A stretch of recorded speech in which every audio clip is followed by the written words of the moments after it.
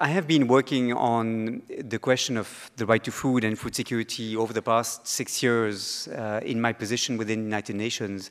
And I've been asked this evening to make a case I have made already in a report published in 2011, a case for agroecology as perhaps the best approach we can take to addressing the problems, the impasses that our dominant food systems are reaching, and to show a direction for the future of food. What I would like to do in the few minutes I have, 20 minutes to make this case, to open the discussion, is to first of all explain what agroecology is, because there are many misunderstandings about what it means. It is often confused with organic agriculture, bio landbouw. It is often misunderstood for traditional agriculture, agriculture as practiced in the past by our grandparents. It is none of that. Agroecology is really about trying to understand how nature works, observing nature, recognizing that nature is complex, and trying to replicate in the farm, at field level, the interactions between the different elements of nature, plants, trees, animals, try to understand how they form a cycle that is mutually supportive and how we can maximize the use we make of scarce natural resources. So what is typical about agroecology is that it is trying to replicate the complexity of nature by understanding how nature works, recognizing this complexity rather than simplifying agriculture and replacing the natural interactions within nature with an artificial addition of inputs and production of waste. Let me give a few examples. The first example to illustrate this is the rice duck fish system that was used by some rice farmers, first in Japan and later in the Philippines, in Bangladesh, in China. These are rice farmers who in the past were using pesticides to protect the rice from insects invasions, and who were using chemical fertilizers to speeden the growth of the rice stems. And they realized that by putting some ducks and some fish in the rice paddies, they could lower the use of pesticides and of chemical fertilizers. Why? Because the ducks can capture the insects that would otherwise threaten the rice stems. The movement of the ducks and the fish in the water would accelerate the oxygenation of the water and thus the growth of the rice stem. And the droppings of the ducks and of the fish would fertilize the soils in which the rice was taking its stem, accelerating again the growth of the plant. So the farmers who were using this technique could lower the need for external inputs, reducing the cost of farming very significantly, and they could at the same time increase the yields per hectare of what they were cultivating. The average benefits were a reduction of costs of 80% in comparison to conventional rice farming and an increased yield of about 20% in the studies that I could consult. A second example is one that has developed in Eastern Africa in particular, beginning with Kenya, in which maize, corn, is intercropped with a plant that is called desmodium. And this plant has a number of properties. It can be used to feed to animals. It also protects the soil from the rays of the sun, allowing the soil to better preserve moisture and reducing the need for irrigation. And, most importantly, it is a plant, desmodium, that pushes the insects away because the insects do not like to be confronted with this plant. And if, in addition, nearby, alongside the plot of maize, you have another plant that attracts the insects and traps them by producing some glue on the leaves that can capture the insects, you produce a system that uses much fewer pesticides to protect the maize plants, and you can reduce the use of chemical fertilizers and of irrigation because of the use of desmodium intercropped with maize in the field. This is called the push-pull technique. It replaces chemical stuffs with adequate agronomic techniques. A third example is probably the most well-known technique that is associated with agroecology. It is agroforestry. For many years, agronomists were taught that to maximize the use of the soil, they should just remove the trees and plant in monocropping schemes one single thing on the area that they cultivate. Today, they understand that trees can have tremendous benefits. They can reduce erosion of the soil. They can allow the soil to better capture rainfall and moisture, because when you have roots of the trees, the soil is better equipped to preserve the moisture. Trees, some types of acacia that are quite common in Africa, also have this property to capture the nitrogen that is in the atmosphere by the leaves and re-inject this nitrogen in the soil through the roots. So you can reduce the use of chemical fertilizers by planting the right trees around your crops or even within your fields. And you have here a picture of a part of Tanzania that was really retrieved from desertification. The photograph on the left is the one before the agroforestry program was launched in these western provinces of Tanzania. And the picture on the right, the main picture, is what results from this agroforestry program launched in the early 1990s by the government of Tanzania. Now, all these techniques are techniques that present some common characteristics. They improve productivity by focusing on soil health, what I call the brown revolution, and by focusing on using less water, what I call the blue revolution, when in the past, all we had, all that was recommended to farmers was the green revolution, which, as you know, was extremely important in the 1960s and 70s in boosting agricultural productivity in some regions of the world, and that consisted in improved varieties of plants that were high-yielding varieties. The Green Revolution included large-scale irrigation, mechanization of farming, and especially the use of chemical fertilizers and pesticides, in other terms, external inputs that linked food production to the use of fossil energies.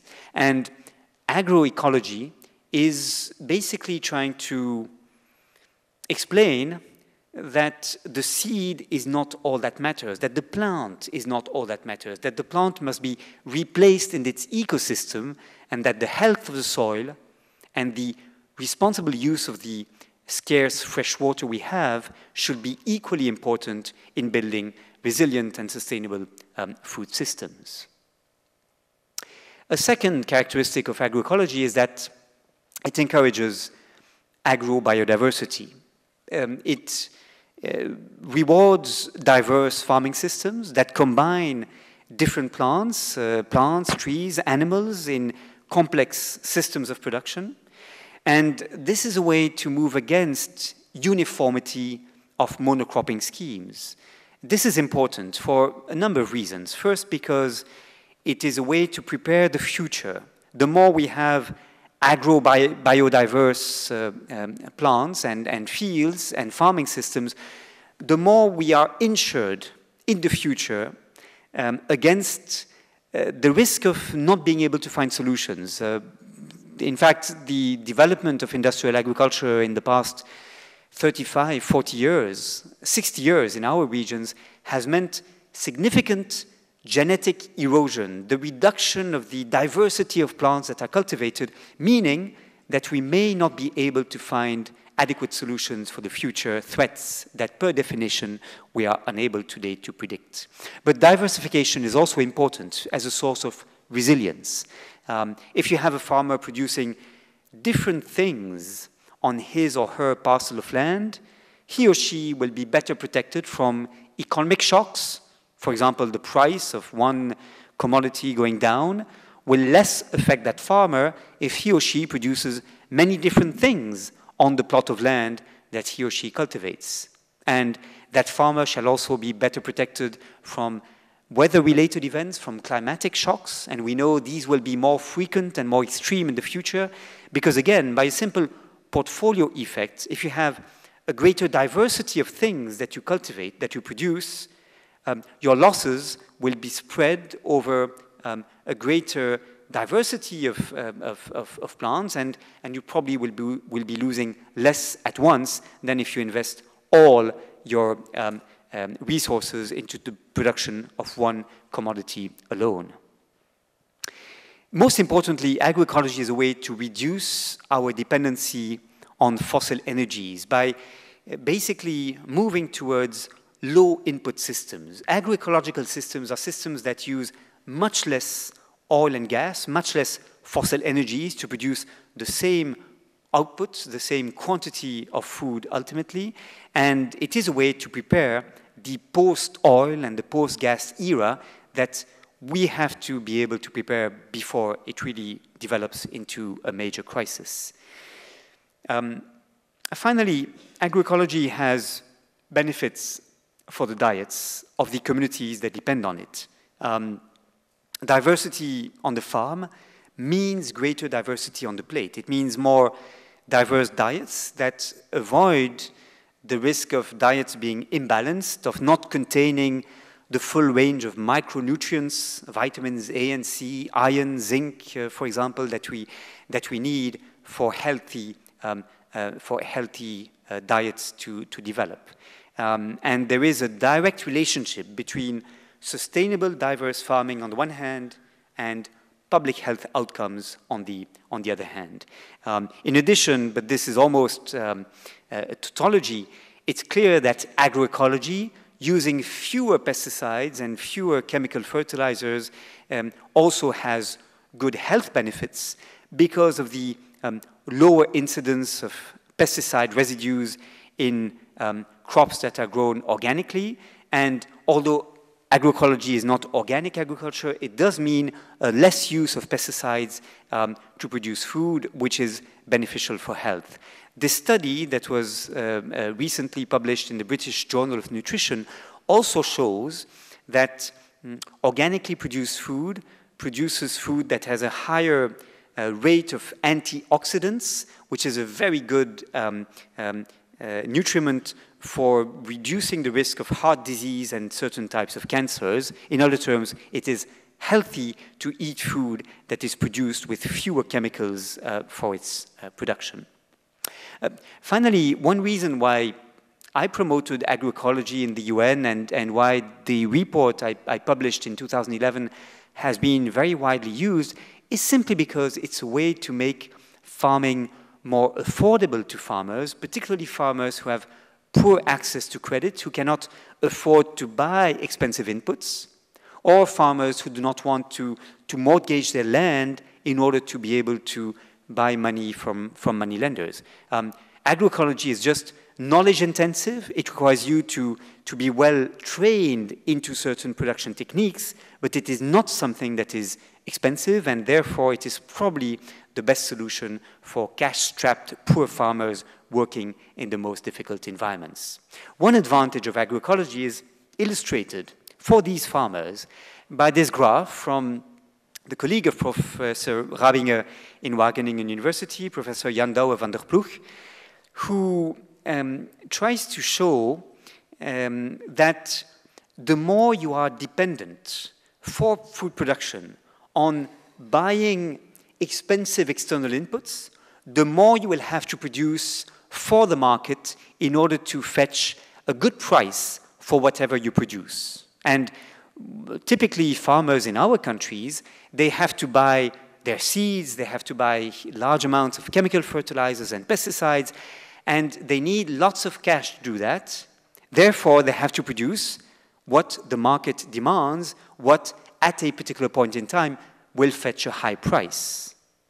Unfortunately, the economic logic does not correspond to the agronomic logic, and producing what the market demands in large quantities may allow you to have access to cash. It may not respect the health of your soil, and it may not be the most sustainable way of farming.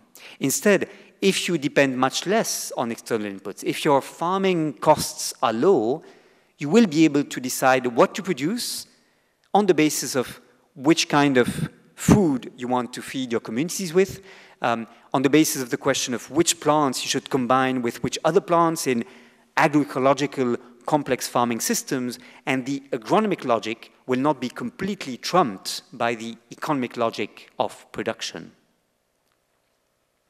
There are, however, despite these major benefits I see to agroecology, important obstacles that result in a situation in which, although many scientists agree that this may be the best solution for the future, it is very difficult to make a transition to agroecology. Let me cite 4 major obstacles. First, poor security of tenure. Farmers who are not certain to be able to stay on their land are farmers who will not invest in their land. They will not plant trees. They will not rearrange the landscape in order to allow the land to capture the moisture from rainfall better. They will not invest in the long term, and they may not even care about the health of the soil, because after all, they are not the ones who will be the victims of poor soil management practices. So agroecology, I believe, is linked to protecting access to resources for farmers and ensuring adequate security of tenure. Secondly, a major obstacle is that farmers are not very well organized as a community. They often work at a distance from one another. They're often dispersed over large areas of land. They have little time to mobilize. Although, for agroecology to succeed, you need knowledge to travel fast. And the best way to promote agroecology is by horizontal exchanges of good practices in particular environments in which particular solutions have been tested, who then, if they are successful, can be disseminated from farmer to farmer in the particular zone in which the farmers operate. As farmers are not well organized, knowledge is not well shared, and the good agronomic techniques, therefore, can not be diffused as effectively. Third, most importantly, I have found in my work that many governments were obsessed with promoting export-led agriculture. They want farmers to produce large volumes of commodities that will fetch a good price on international markets because governments have a debt to reimburse, and naturally you can reimburse this debt by selling cocoa, coffee, vanilla, or tobacco on international markets. You will not reimburse your debt by selling sorghum or cassava or meal that you produce for local communities whose purchasing power is very low. Unfortunately, most public policies, what to invest in, which infrastructures to build, which farmers to support, which kind of technology to provide to farmers, most public policies have been obsessed with this idea that agriculture for export should be prioritized, and the farmers who want to produce food for their own communities have often been losers in this prioritization. And I believe that this has been detrimental to the diffusion of agroecological practices. Fourth and finally, there is a mental obstacle, which is really the dominance of the productivist paradigm, and the idea that the only problem, not just the main, but the only problem that the world is facing is that it may be unable to feed a planet in which demographic growth remains relatively strong, with about 1.4% of increase of the global population every year. Some 75 million people are added to the global population every year. And there is a fear, I think often exaggerated in the sense that it is over-determining the solutions. There is a fear that we may not be able to feed the world in the future without the typical solutions of the 20th century. I think this is a problem. First of all, the key priority today, if we want to improve food availability, is to reduce waste and achieve greater efficiency in the food systems, and there's a huge gain that can be expected from tackling this issue adequately. Secondly, we divert lots of agricultural products to non-food needs, for example, for the production of energy, or indeed to feed animals, which, although we can eat animals and the dairy products that they produce, are actually not a very efficient way to use the calories that are produced by agriculture. But it is very difficult to make this shift. And this is despite the fact that, in fact, since the 1960s, the global production of food has been increasing much faster than population. You have on the upper line the increase of world agricultural production between 1961 and the year 2000. It's been extremely significant. It's been more than doubling during this period, in large part thanks to the Green Revolution. In the meantime, the population did continue to increase, but the pace of demographic growth has been gradually slowing down, and population has not been increasing as fast as agricultural productivity itself. So we have succeeded in doing that, but now, with this 21st century, the problems are different. Nevertheless, our policies remain obsessed with this idea of a low-cost food economy, with the imperative of producing cheap calories for the population, whatever the quality of these calories and whatever the costs on the collectivity of producing according to agro-industrial methods of production. We have low wages for the farmers and for farm workers. We have high levels of subsidies for inputs and for the production of major cereals, resulting in a low-cost food economy that has major environmental, social, and public health impacts. Environmental impacts with an increase of greenhouse gas emissions, with soil and water pollution, with rapid genetic erosion in agricultural systems. We have social impacts with a disappearance of small farms and all over economies of scale that are rewarded so that we have fewer farmers working on larger plots of land in ways that are ever more mechanized but not sustainable for the soil. And finally, we have health impacts in that farmers have become producers of commodities that are useful inputs for the food processing industry, but result in us being dependent on highly processed foods that are not good for our health and that do not provide the adequate diets that we need. This is one major explanation behind the growth of type 2 diabetes, cardiovascular diseases, and cancers linked to the way our diets have been developing. This system is the one we have inherited from decisions made in the 1950s and 1960s, when, again, the issues were very different. At the time, the fear was that the world population was growing fast, that we would be unable to feed this growing population, and that we needed to boost agricultural production as fast as possible, as much as possible. Again, the problems today are very different, and they have become more complex. Yet, it is very difficult to make this transition for essentially 4 reasons, and I will close with what I call the lock-ins in the system. In other terms, the obstacles that make it difficult to make a transition towards agroecology and more generally towards more sustainable ways of producing and consuming.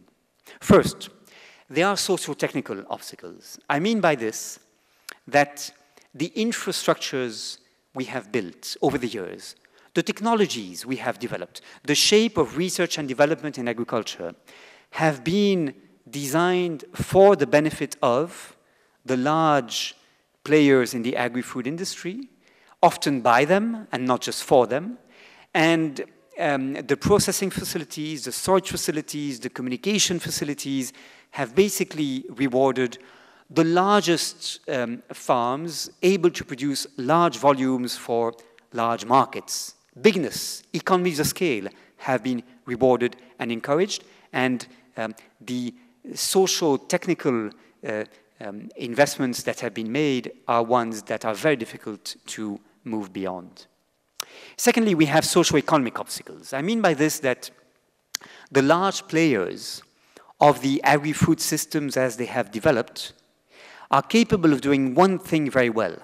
They are highly competitive in the food systems. They are capable, thanks to their economies of scale, thanks to network effects that allow them to connect faraway producers with faraway consumers, thanks to the huge volumes that are able to produce and to process, they are highly competitive. And unless support is given to other farming systems, these other farming systems will gradually lose out from being in a market in which the prices do not take into account the huge social, environmental, and public health costs associated with industrial food systems. What I'm trying to say here is that although you may pay less the food that is produced according to industrial methods, the price you pay as a consumer is actually not the real price you pay as a taxpayer, having to restore the ecosystems, having to compensate for the healthcare costs linked to industrial food production, and having to subsidize inputs for farmers. And I think the socio-economic system is deeply biased in ways that are problematic. Thirdly, we have socio-cultural obstacles. I mean by this that the system we have inherited from will be difficult to displace, in part because we have developed a real addiction to food that is heavily processed, that is rich in saturated fats, in sugars, in salts, and that will make it very difficult for other foods to be more widely consumed and for producers of other foods to be better rewarded for their work.